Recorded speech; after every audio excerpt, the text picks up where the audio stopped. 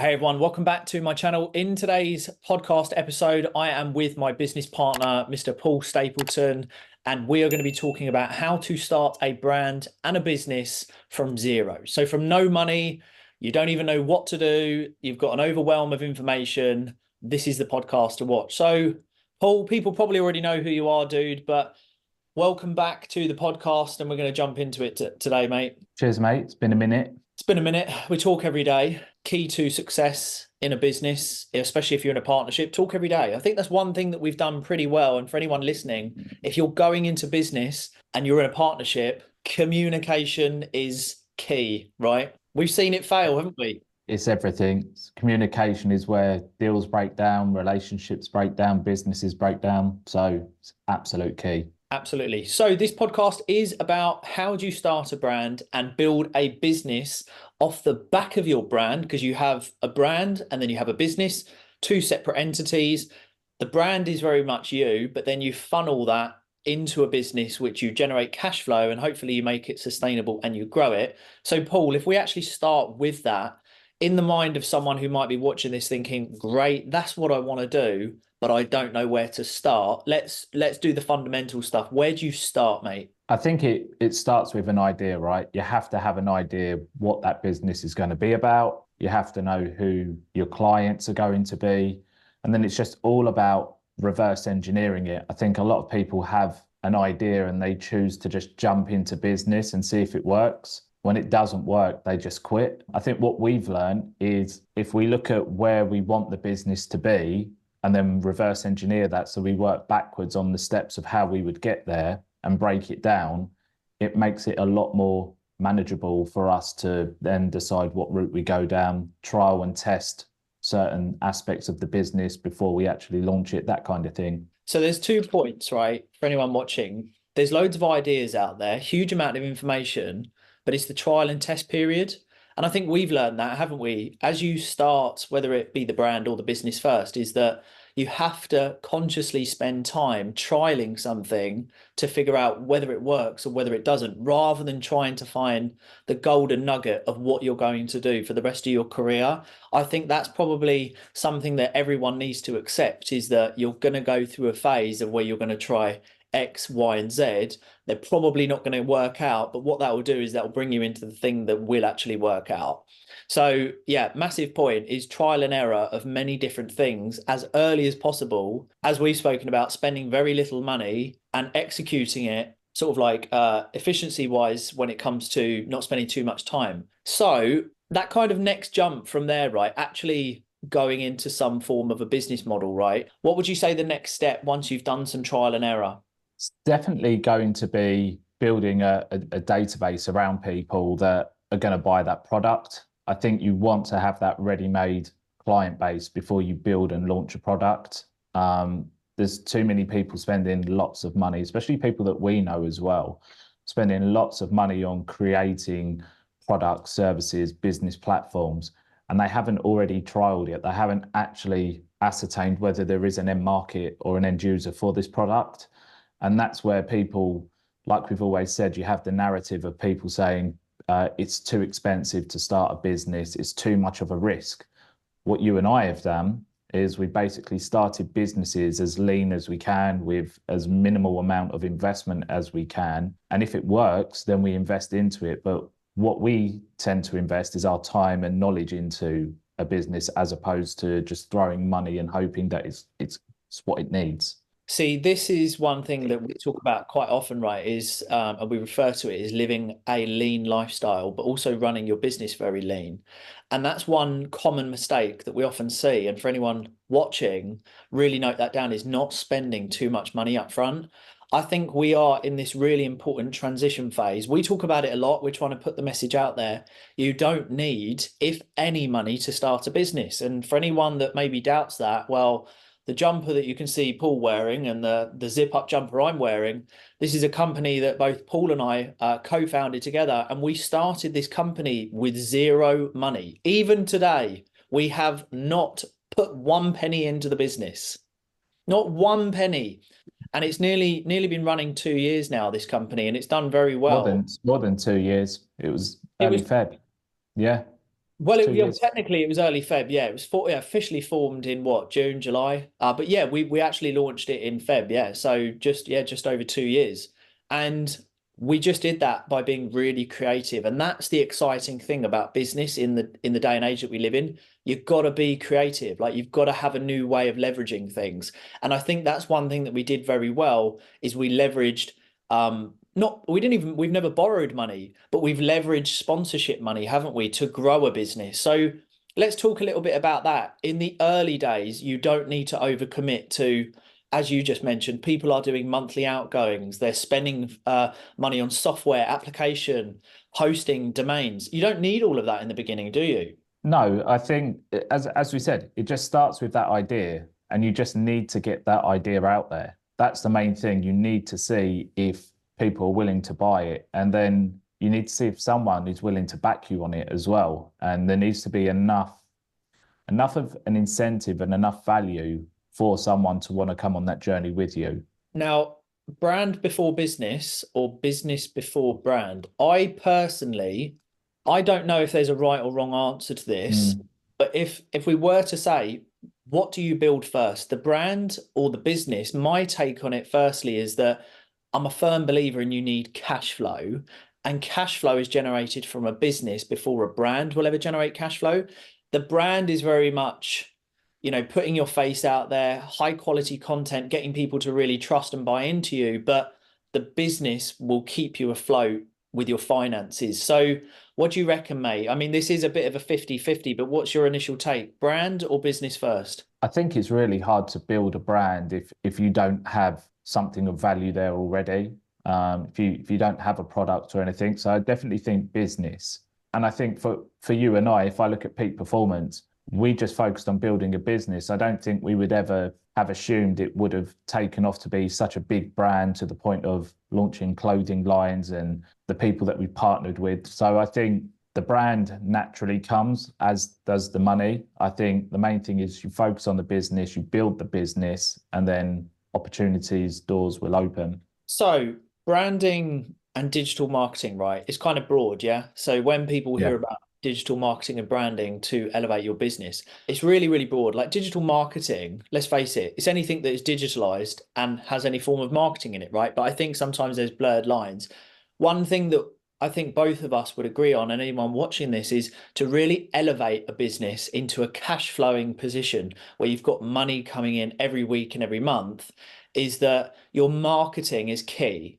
Like that's one thing that we've really been like really sort of hot on, haven't we? Like especially building Peak is focusing on the marketing side of it. Like if you can have high quality, really professional footage going out there telling the market that you are the next big thing, that says a lot, doesn't it, for like credibility and reputation. So let's just talk about that, the actual quality of branding and the digital marketing. Like that's super important, right? Yeah, we have invested a lot, and clever marketing is what skyrockets any business. And I think what we've done is we've not been relying on a third party to do that for us. I think we've both taken the initiative, and it's genuinely something that we both really enjoy as well learning about. But we've taken that on board and effectively become full-time marketers for our personal brand and our business brands as well. The other thing, right, is I think this is really important to talk about is as you are involving your whole world in this digital marketing space and building a brand and a business, is that as you are generating followers, and like we know this as well, is that it's more of an obligation. So if you are thinking, right, do you know what? I want to change my circumstances, I want to get out my 9 to 5, or whatever the reason that you want to build a brand or a business, great. Like all the reasons are great, and the reason for doing it, like we fully approve of it. But also, as you're building a following or you're building a community, you are also building your own obligation to provide. And I think that's one thing both of you and I have both seen is that once you put your face out there building a brand and the business on the back of it, you have to deliver. Like you have to show up, whether it's the events, whether it's the product, the service, whether it's the live streams, you have to remember like people are wanting more of what you're providing. That's something that we've really like come to terms with, isn't it? There is once you Yeah. put yourself out, there's a demand. Yeah, I think it's that accountability that you're not just accountable for you, you're accountable for the people that follow and want to learn from you as well. And if you drop off, even for a couple of days, you will get people reaching out to you and they are missing that content. And I think sometimes, like we said, it's hard to remain consistent. It's hard to stay consistent, especially when, like you've said to me, the algorithms are changing and views are dropping off and all of that kind of stuff. But it's kind of having people on the lives, it's having people like and comment on your post that keeps you going. Having that feedback when you go to events, people saying, "Oh, I've been watching your content for a while and really enjoying it." It's kind of like changing my approach to business. That's the kind of stuff that will allow you to carry on putting content out. This podcast was sponsored by the employment breakout program, How to Fire Your Boss and Replace Your Income. If you want a life of purpose, one with time freedom and financial stability, head to the description below where you can join a free introduction webinar to learn how business could change your life. Now let's bust some myths. Business is risky, business is stressful, you're going to lose your hair, you're lonely, you won't have any time with family. Let's bust these myths for once and for all. I mean, I try and bust them all the time, but there's always some squirt who comes in. And let's start with the whole business is really risky. I think it's risky for people that don't take calculated risks. I think if you just jump in naively to a business and think money is what's going to make it a success, then it's risky. But I think if you've studied it, if you've done your due diligence, if you've been out, you've tested the market, you've seen what other people in the space that you want to work in are doing and what actually works. One thing that I like doing is looking at my competitors and looking at the bad reviews. I find if you look at the bad reviews of that business and you work around providing solutions to the problems that that business is facing, it makes you stand out a bit more. So there's lots of things you can do, but I think you want to stand out from the crowd. You need to be able to offer something different, have that bit of flair on your competition. I want to offer a punchy bit of advice, right? I'm going to come in hard on this one. If someone turns around to you and says business is risky, it's not. Employment is far more risky than business. Now, what I will say, if anyone turns around to you and says, "Oh, I wouldn't do that, 90% of all businesses fail," I talk about this all the time. Say to that person directly and look at them in their face and say, "You're telling me business is risky and 90% of all businesses have failed. How many businesses have you run in the 21st century? Tell me that." And then just stare at them. Because I guarantee you, the individual that is coming from a place of insecurity, saying that business is risky, that's an internal insecurity that they have, that they are not able to get over. And I would say you need to be very careful, which is what we're going to come on to about, when you build a brand and a business, my God, get around the right people. But this whole business is risky. It is irritating, isn't it, mate? The fact that that was in the 90s and 80s. Yes, you had to buy an office. Yeah, you had to buy a warehouse. Maybe you had to get a bank loan. Maybe you had to go and get vehicles and office printers and all this kind. You don't have to do that now. I mean, literally, dude, we run right now. We've got a freaking phone, a camera, and a laptop. That's it. And this is running a full-time business. That's it. There's no staff members running about. The risk element has changed so much, hasn't it? Yeah. I was at a party on the weekend and I was talking to one of my friends and he's been looking for a new job and he's 12 interviews in on the same job. Like that's how many interviews he's had to have. And he's still not got an answer whether he does or doesn't have a job. Now that to me, if you're unemployed, is risky. Like not having the ability to take control and being able to utilize the time that you have. I would much rather take the risk of building a business that I'm in control of, that I know that if I put all of my effort in, all of my time, all of my energy, the rewards when they come will be 100% mine, then go through life constantly being at risk that I may or may not be made redundant, be unemployed. I mean, let's face it, most people that have a successful business or that run businesses might have 2 or 3 businesses in their lifetime. Some are successes, some aren't, just part of the game.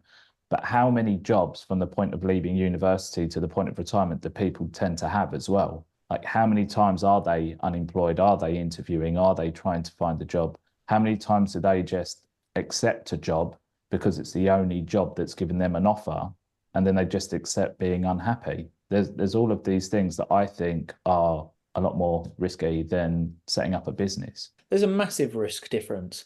When you look at employment to business, the risk is far greater in employment because you said a key word there. There is no control. When you go into a job, you are going to do as you are told, like a good boy or girl. When you run your own business, you have full control. The effort, the accountability, the ownership, the adapting, the pivoting, the innovation, the constantly learning, the self-educating. If you apply everything into your own business in a digital age where there's very low costs, maximum profits, if you serve enough people, the risk is far less. And this whole 90% of businesses fail in the first 2 years. What a load of fucking baloney. That used to be in the 80s and 90s. That's just, it's a total myth now. So be very, very careful of these people that try and put you off starting a brand and starting a business, because the likelihood is they've never fucking done it and they know nothing about business. So our message, both of us here, is go for business, give it your all, and if you want to escape the 9 to 5, for example, go ahead and do that. Now, dude, people you hang around with, super, super important to make a successful brand or a business. We are super hot on this. So we're now transitioning into kind of actually looking at the people that you spend time with. For you, firstly, like, how important has that been for everything that you've done and also that we're doing? I think it's hugely important because taking that step into self-employment from employment, starting a business, scaling a business, building a business, experiencing downfalls of a business and having to rebuild that, you need that supportive network. You need people that A, are on the same journey as you, and more importantly, B, people that have been and done what it is that you want to do, that can provide you with that valuable advice. Hand on heart, I can say people that I grew up with offer no value to that part of my life now. And as horrible as it sounds, there isn't a single person that I went to school with that I have spoken to probably for a good 6-7 years, because we're on very different paths, very different journeys. And in order for me to grow into the person I need to be, to have the businesses that I need to have, I need to be around people that can offer me that advice, but not only offer me advice,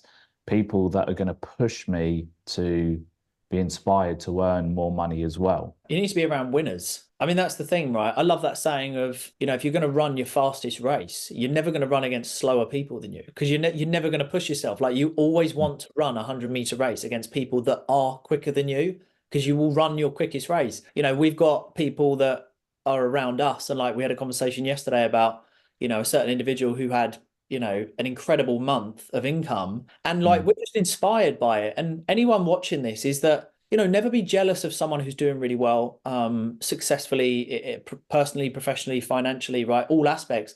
Like, it should be a driver. And I think that's the difference, is when you come out of the poor mindset where you're blaming everyone else and you have these insecurities that you just can't get rid of, it's typically because you're unwilling and you're actively participating in holding on to dead weight.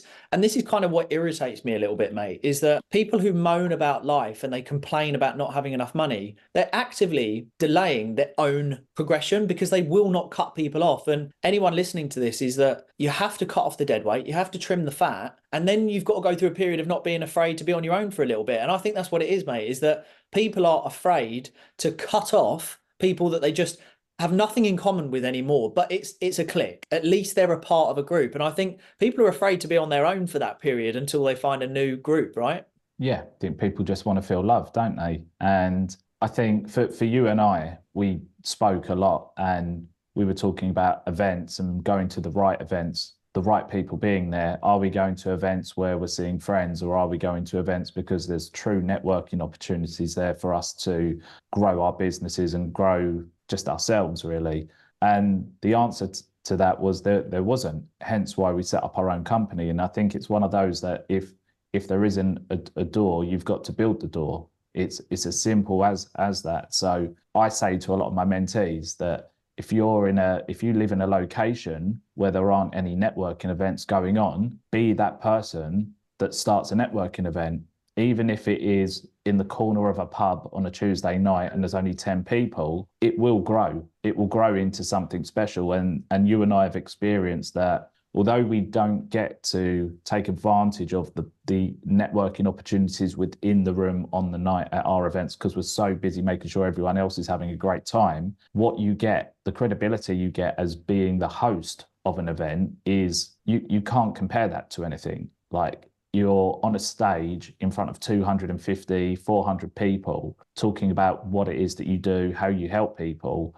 And that one conversation is better than working the room as an attendee there. So you definitely have to build that door if it's not there. So this is an important thing to move on to, authority. So like taking this onto the branding side of it, when you're building a brand, like authority is kind of that is the center, that's the core, right? It's for people to listen to you, to get attention and then have retention. So there's two things here. So note these down is how do you generate enough attention? And then once you have the attention within your brand, within your personal space, right, of what you're doing, how do you retain people? And I think that's the other thing we've come to really dive ourselves into and learn constantly. We talk about this all the time on the phone and on Zoom, is the authority part of it, is like positioning yourself as the branded individual, which then moves people and funnels them into the back end business.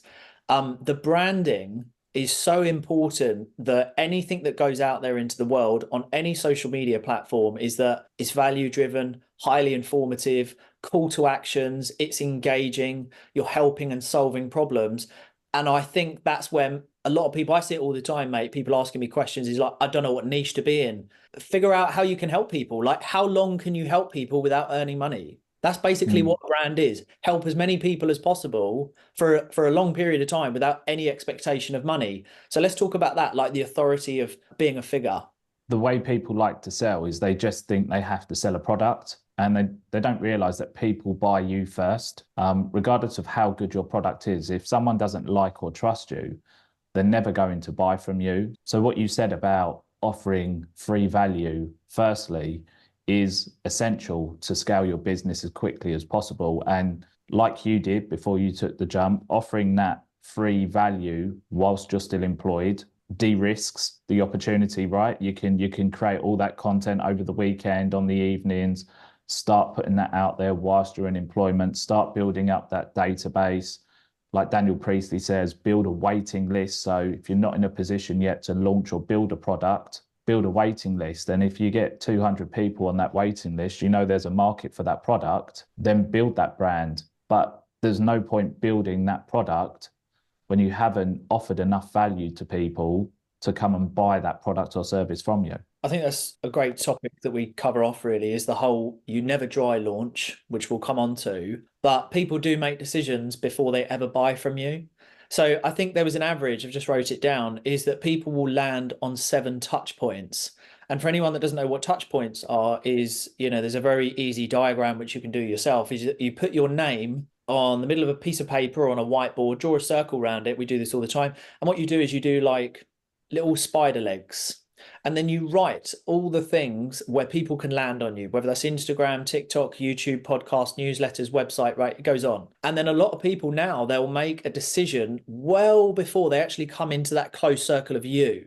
They'll make a decision because they'll land on, typically it's like 7 touch points. And then what they're looking to do, and as potential customers, is everyone's looking to have validation of who you are and what you do, right? So just think about the message that you're putting out there. Make sure it's credible.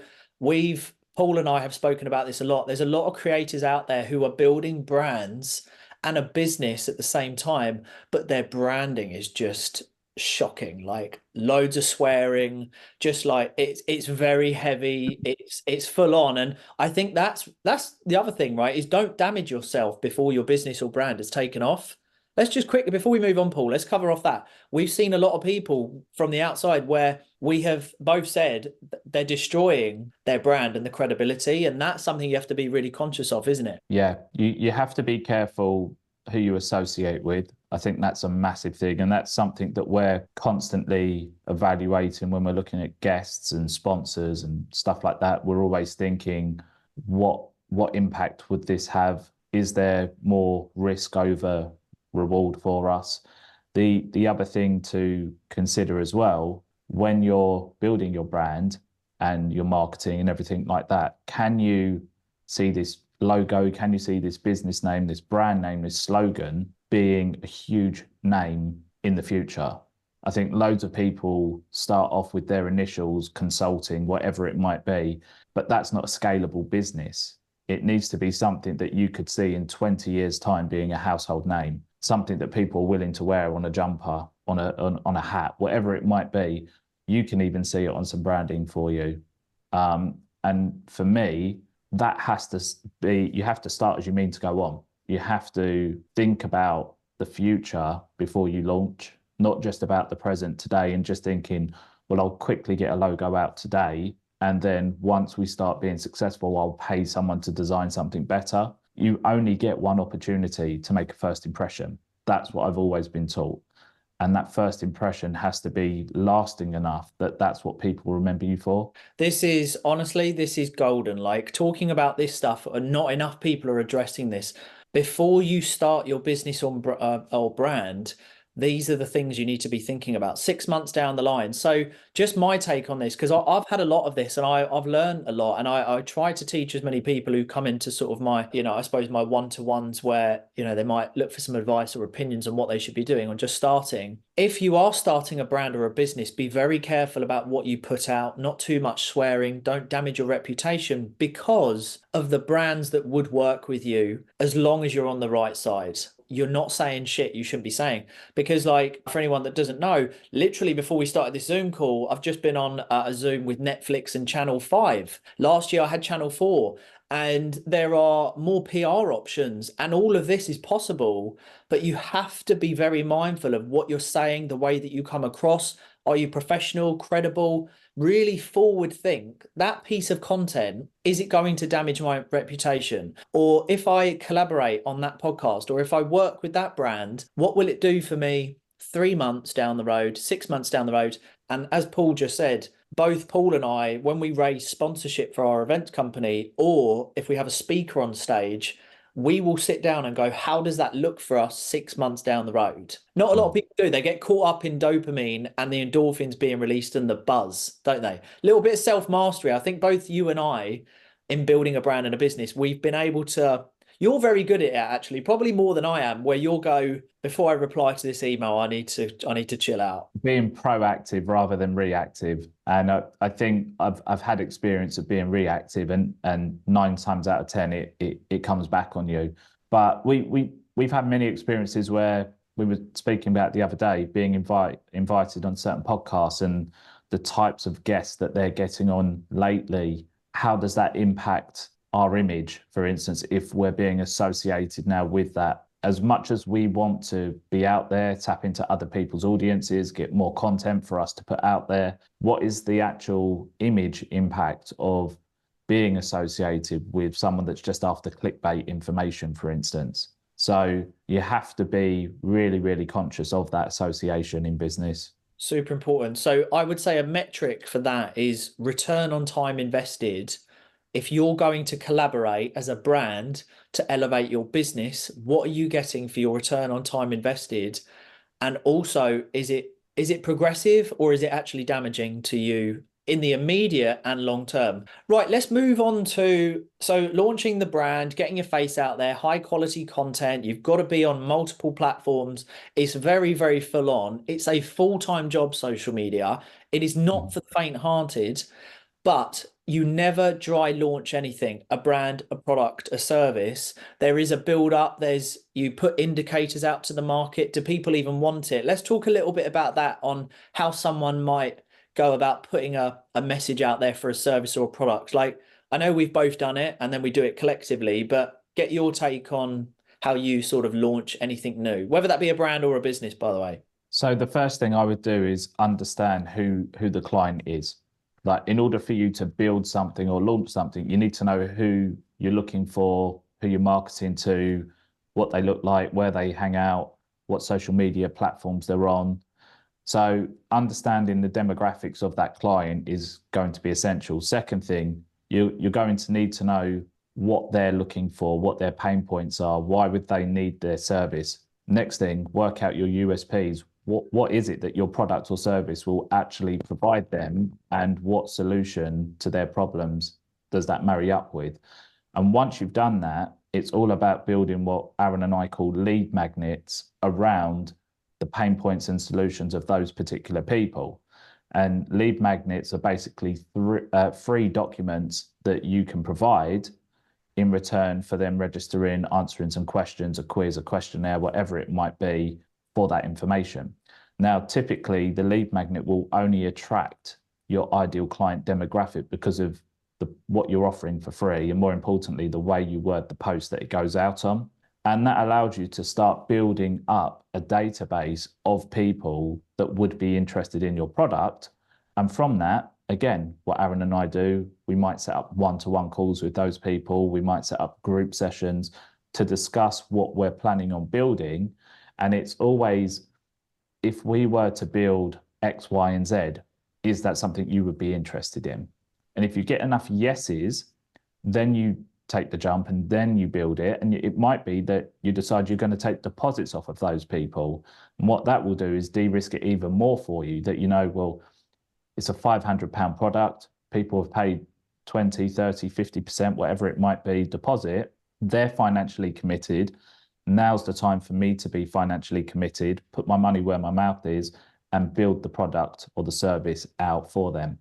Good breakdown. And I would mirror everything you've just said, and I'll try and give a bit of a different take. I'll build on what you said there is understanding what problems you can solve through pain points. We learned this very quickly when we were on that Zoom call with Mark and his friend about your speakers won't sell, it's the pain points. And I think this is super important to understand. And I talk about this, it's like an old sob story now, but if you want to make money, you have to figure out, how can I solve problems? What is the pain? Who's the customer? And how can I create, whether that be a product or a service, that solves that problem? People don't want to buy something that they don't need. So it's really understanding and using your social media platforms to put messages out there to get what we call indicators to say, yes, that is the most common problem. So for example, just to give you an actual case study, last year I started an educational company because one of the most common problems that was being asked, how do I escape my 9 to 5? How do I escape my 9 to 5? And when you're having that come through hundreds of times every single day, 7 days a week, that is a problem. You generate, as we said, the waiting list, the lead generation. And then what you do is you build the product around it, and you can build a business before you ever launch it, right? We've spoken about that. So super, super important. Now I think one thing to add before you move on is we both registered for a particular event yesterday that's coming up, and we joined a waiting list. Now, knowing the person who's hosting this event, they're creating a waiting list, but they probably haven't built this event out yet. But the one thing that they did on the waiting list is they asked the question, if you came to the event, what is it that you would like to learn the most about? And that's a great question, because effectively what you're doing is you're telling that person, this is what I want, this is how to sell to me. And they would take a consensus of all of the points that people said they would want to take away from that particular event, and they would build that event around those points. So the waiting list and asking skillful questions is really where it's at for when you're starting your business off and launching a product. Honestly, just asking the right questions, you'll get the answers. That's the thing. I think when people try launch businesses, and that can be anything, I don't know why, but always a barbershop pops into my head because there's so many barbershops out there, and a barber will open up a shop, stand outside and wonder why they've got no customers. And they look up and down the road and there's another 8 barbers there. There's been nothing put out into the market to even determine whether another barber shop is needed. And then they wonder and they sort of scratch their head thinking, why have I got no customers? You haven't asked the right questions. Is there a demand? Is there direct competition? What's different about your business? And how are you going to solve a problem that the other barbers aren't already doing? Someone needs a haircut. They can do it, and so can you. There's been nothing unique about your problem-solving solution. So that's something that's really important. You never dry launch a business in the hope that it works. And I think also something else just off the back of this as well, I think you also need to evaluate. You might think your business idea is really good and that your brand's really good, but the market might not even need it or want it. I think that's something else, isn't it? It's like you might think it's a good idea, but maybe it's just not needed. And again, that boils down to creating those lead magnets, quizzes, questionnaires, going to events, speaking to people. We had a conversation, didn't we, not that long ago, about where we wanted to take peak performance and what our next event would look like. And we spoke to an individual and they completely turned it on its head and made us realize the route we were looking at probably wouldn't yield us the result, the return that we're looking for. Now, unless we had that conversation with people that have been there, done it before, people that are our ideal client or our ideal attendee, we probably would have run with that, and we would be having a very different conversation later in the year that I'm really shocked that didn't work. And sometimes when it's your business, your baby, you are clouded by the judgment of thinking that everything you do, because you've done it once and it's worked really well, that everything you're going to come up with is going to be a great idea. Our events are great. We've done 6 events now, but there is one particular event that we did that I think we'll both agree we came away feeling pretty deflated. And that was kind of like a realization for us that not every event is going to be a complete success.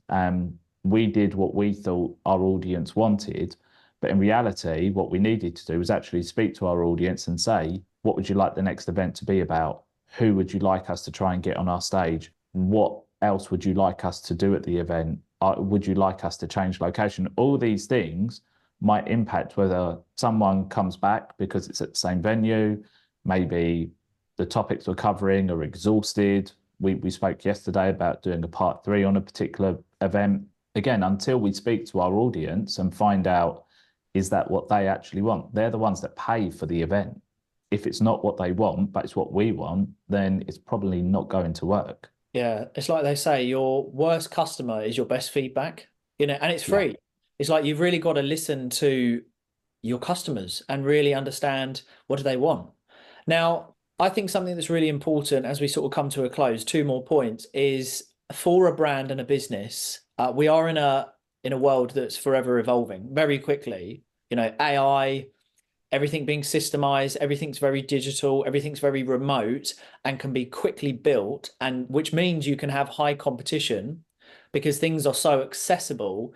So for me, I find it super important. I do a lot of evaluations and reflection more so than 10 years ago. Maybe you'd relook at your business once every 6 months, or maybe once every year, you'd look back and think, what went well in the business, what didn't. For me now, it's a reflection and a reevaluation every quarter. Like every 3 to 4 months, you have to evolve because things move so quick. So again, thinking about your brand and thinking about your business, if and when you start out, build in that you are doing your own checks and evaluation every quarter. I think that's super important to stay relevant and stay ahead of the game. What do you reckon? You always have to make sure that whatever the product, the service, whether it's mentoring, like we're doing, training, whatever it is, it's always current and up to date. One of the biggest pet hates that I have is when people are teaching outdated information. And it's like what we always say about university, right? You're being taught business from somebody who's been in a university for the best part of 15 years. They haven't been in the real world of how business is actually run in the city, in the real world.